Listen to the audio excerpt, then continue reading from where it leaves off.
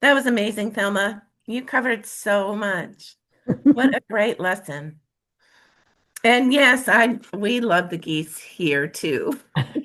The neighbors, right? Like, Yeah. You I just guess it's step over everywhere, but it. we love them. Hmm. Yeah. Thank you, Thelma. You're welcome. And thanks for being on. Happy to be here with everybody. Mm. Glad Okay, you're here, Lisa. thank you. I have a duck. You have, I have a duck. Okay. I'm on the sixth floor of a condo with a balcony with a duck. And 3 months ago, she laid 12 Oh my eggs. I goodness. remember that. Yes. We're down to five.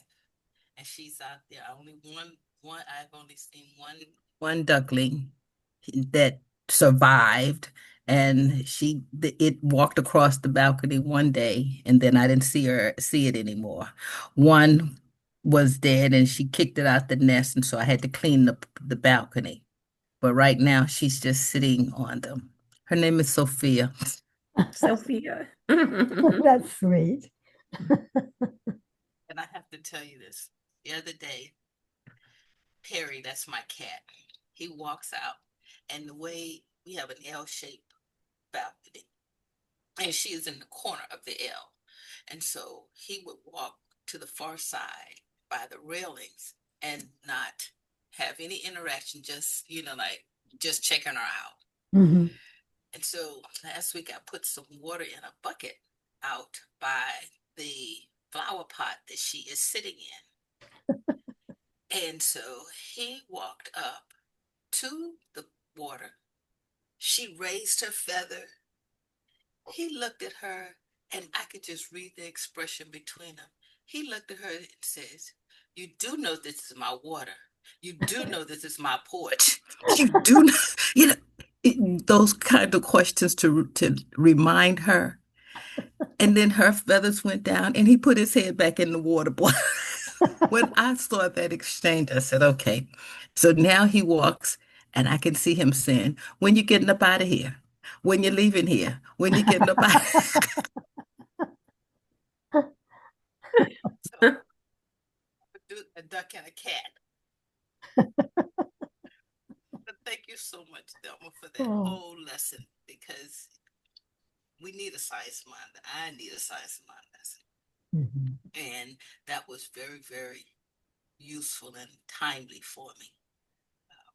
We are embracing this high vibrational energy, and as you placed it, said it is all energy. So we are now being made more aware of it and having the opportunity to be more intentional as we engage with it, because we do know it's all around. So being much, much more intentional about it. So I thank you very much for the encouragement, for the guidance. Mhm.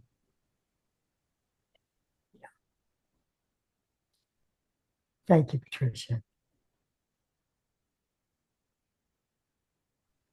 Yes, thank you, Thelma. It's so important, as you noted, for us to pay attention and take responsibility for our thoughts. Hmm. And it's so easy to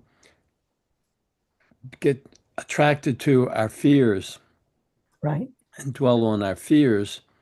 And you know, just yesterday, my one of the twins, the one that's you know very competitive, they're swimming and they have a meet on Friday, and she did something to tweak her knee, and it was sore and it was hurting, Mhm. and she was, oh, I can't have my knee hurt, I can't, think about your knee getting better, and it was hard for her, Mhm. and I used to use the analogy, um, when I lived in Tahoe, I'd go mountain bike riding. Mhm. You come around a turn, and there'd be this big boulder in the middle of the trail. Wow. And when you ride a bike, the bike goes where you look. And if all you do is look at that boulder, you're going to hit the boulder and then it's going to knock you off the bike. Yeah. So you have to see the boulder and then look at that little skinny path to the right or that other skinny path to the left and focus on that little skinny path, and Mhm. then that will get you past the obstacle. But if I keep focusing on the obstacle, that's all I'm going to see, and then that's what I'm going to help to create because I'm coming from my fear and I'm creating the very thing I'm fearful of instead of Yeah. coming from my love and creating the thing that I'm loving. And Right. so it's so important, it's a discipline to be mindful of that, so that we can learn to respond to our fears instead of reacting to them and Mhm. letting, the fearful Yeah. thoughts run away with us because our brain is making predictions all the time. Right. And we have to realize that and not act as though just because my brain predicts something that could happen doesn't mean that is what will happen. Right. Very good. That's great. Hmm. And that's Yeah. that's the challenge of using your faith to know that just because you're thinking that way doesn't mean that that is the way that it will be, because you Right. have faith in the divine. You know the divine is present. You don't know what all is going on in the divine, so the faith in it allows you to stand still or Hmm. be quiet or look away or whatever, because the mind has, as John they said, the mind has created a scenario for you. So thank you. And since I have the mic, I'm gonna just say thank you very much, John Anthony. I use "Are You a Cat" on everybody. Oh, awesome. You got After a while, you're gonna ask me to come and assist you. We go. We gonna get this. We gonna get us a show and go on the road. Are you a cat? And share this, because I mean I am promoting that philosophy. And just FYI, of the 3 months that Sophia has been up on the deck, on the balcony, she's only pooped one time Wow. Wow. on my porch. Yeah, she'll fly away and do what she has to do, but she's only pooped one time. Oh, she likes a clean home. She likes it. I just had to put that out there because that's what everybody was saying. But she's been very cooperative and mindful. And yeah. That's great. Oh, that's awesome. You don't poop where you sleep. Yep. Yeah, right. Well, Patricia, if you organize the gathering, we can join up and have a workshop. So you get the people and I'll come via Zoom.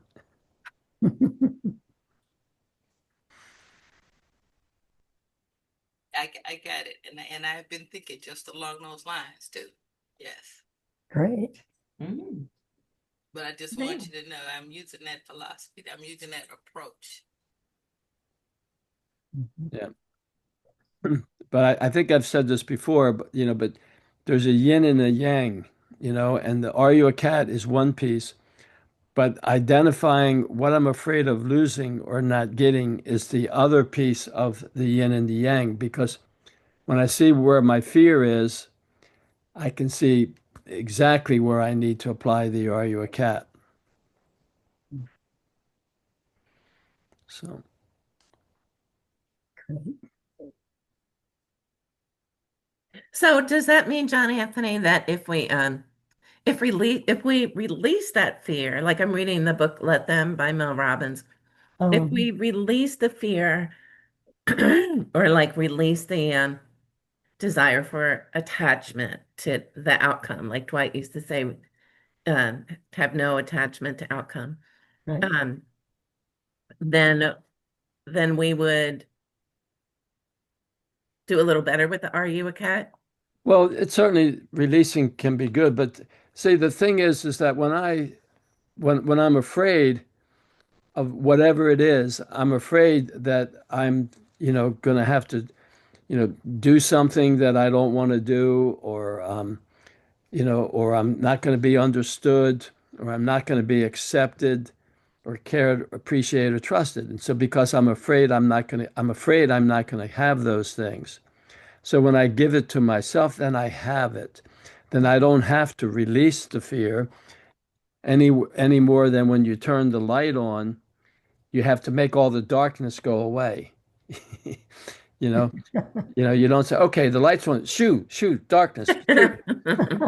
You know, you turn the light on and it takes care of the darkness. Well, when you do the love, it there's nothing to fear anymore, because the real fear is I'm going to lose somebody else's love. And if I have my love, well, I got the meat and potatoes at least. So I have to eat it without gravy. Great. Great explanation. Thank you.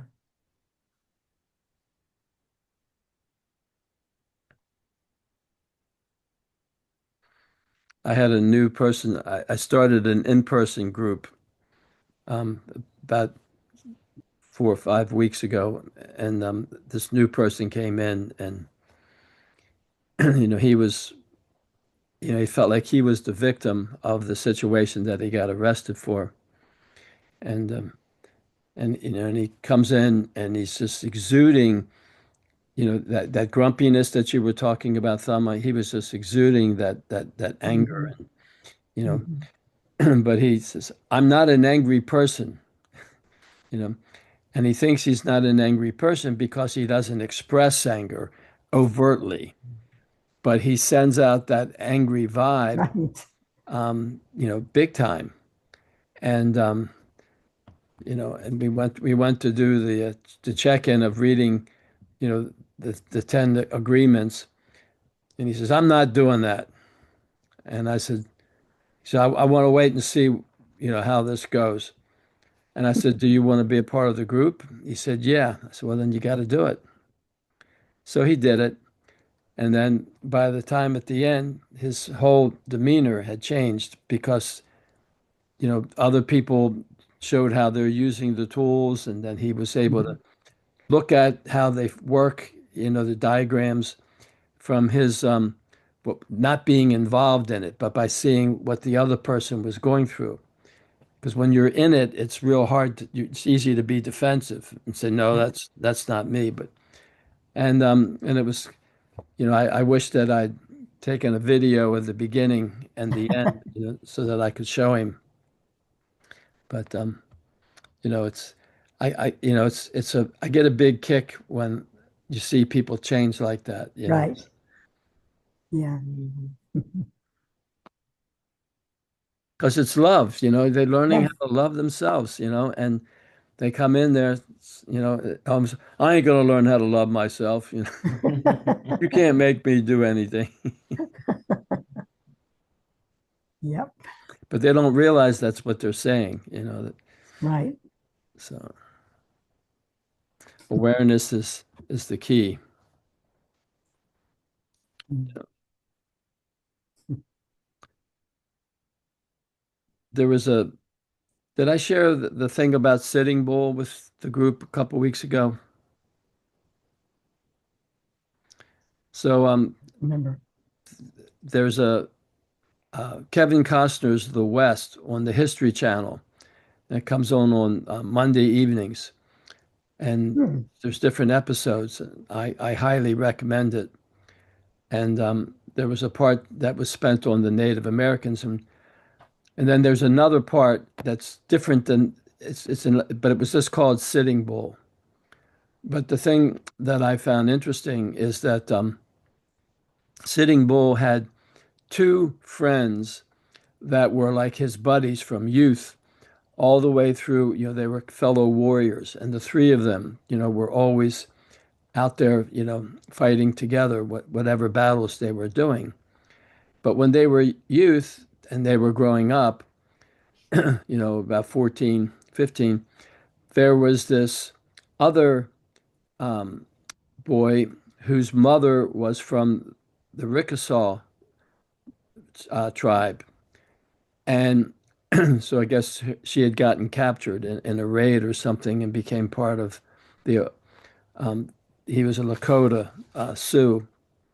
And the, because, so his mother was of another tribe, but his father was, I guess, of, that tribe.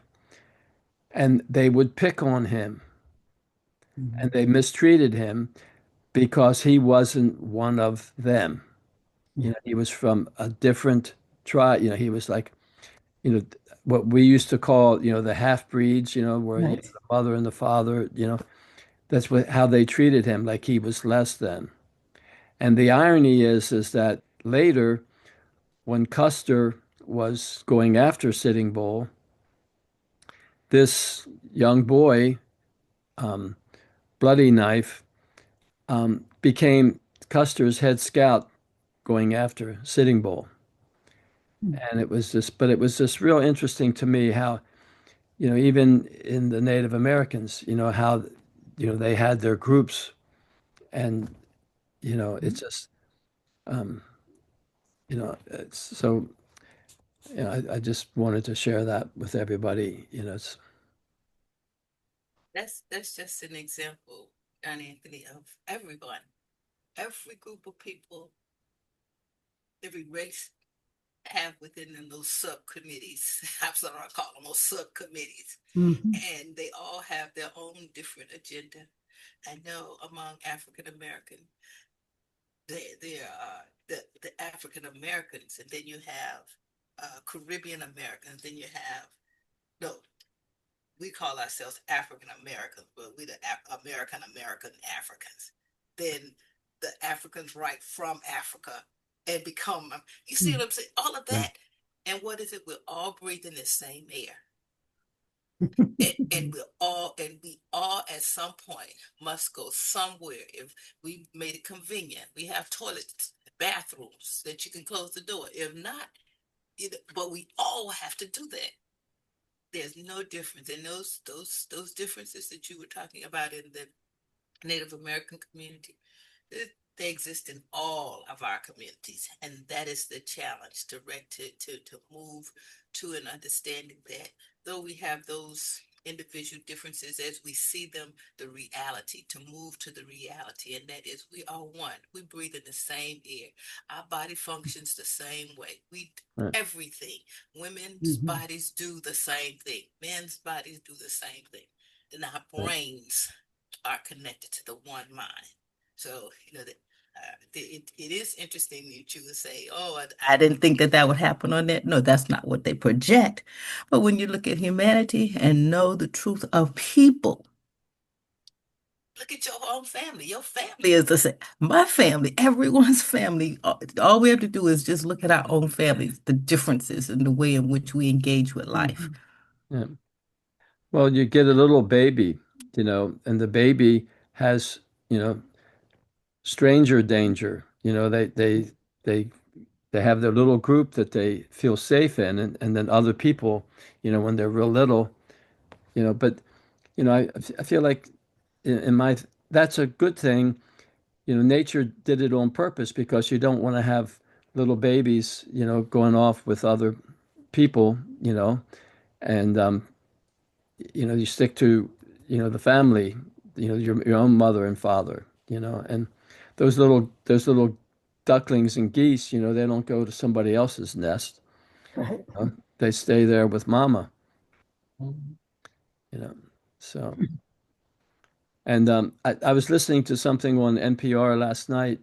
Um, I think it was Shonda Rhimes, if I have it correct. I think she's written a book called Everybody Poops.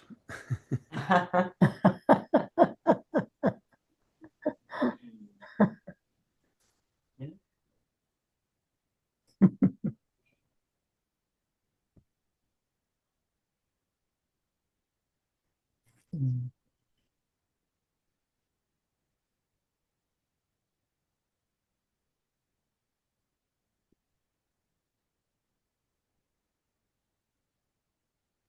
But that's the truth. Yep. And unlike facts, that tell people say, "Oh, that's a fact." Facts and truth are not the same. Facts change. Truths don't change. Exactly. And that's That's the true. difference. Yeah, that's real true.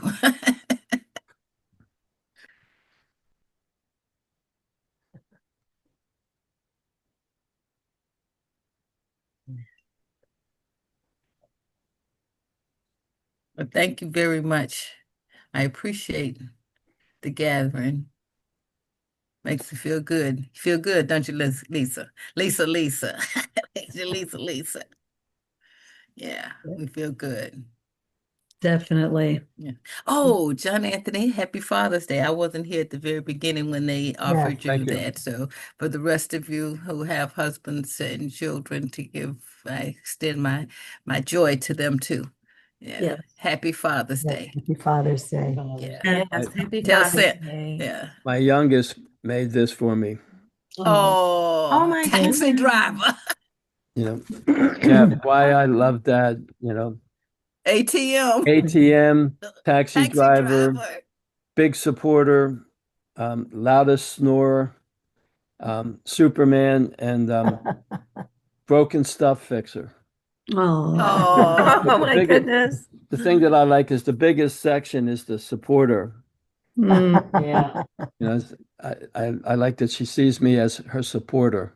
That's Uh-huh. wonderful. And then she Yes. put these anchors on here That's because Aw. this is her favorite shirt of my, and it's little anchors. These Anchors, are yeah. anchors. Mm. Aw.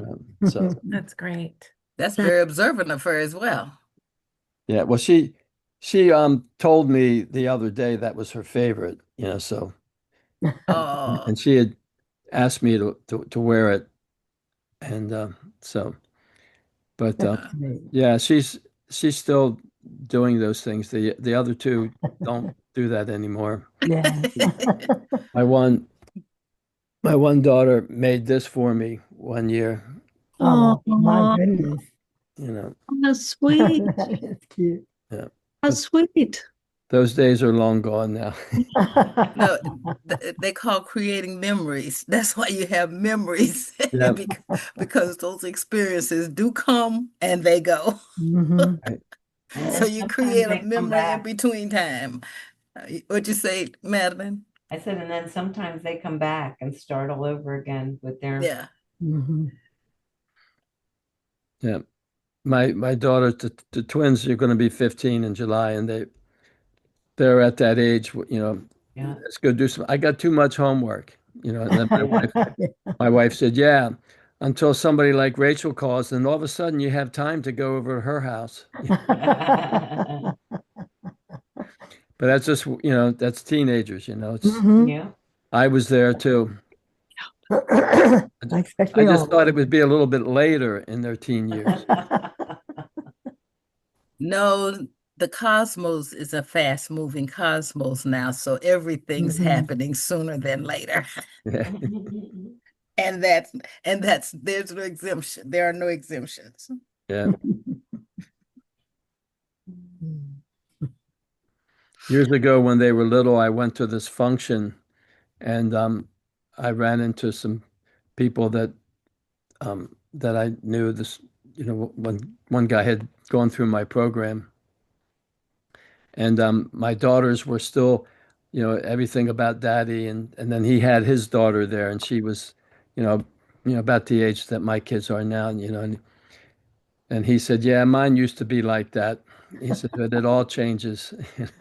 And I remember thinking, not with my kids. It's not going to change with my kids. And now you remember that incident I remember specifically. it just like it was yesterday. It was like, Kids will be kids. yeah. Yeah. So thing is not to take it personally and see that it's about them growing and learning how to be on their own. Right. One day they are going to have to be there for themselves. Mhm. Yep. Sounds like you're a really good dad and mentor. Really does. I have my moments like everybody else. Sure. It depends Sure. on what time of the week, if I'm a good dad or if I'm, but I'm not doing what they want me to do, then I'm a terrible dad, Yeah. or giving them what Time they of the want. week, But John Anthony, it's not what time of the week, it's what time of the month. well, I think you might be right.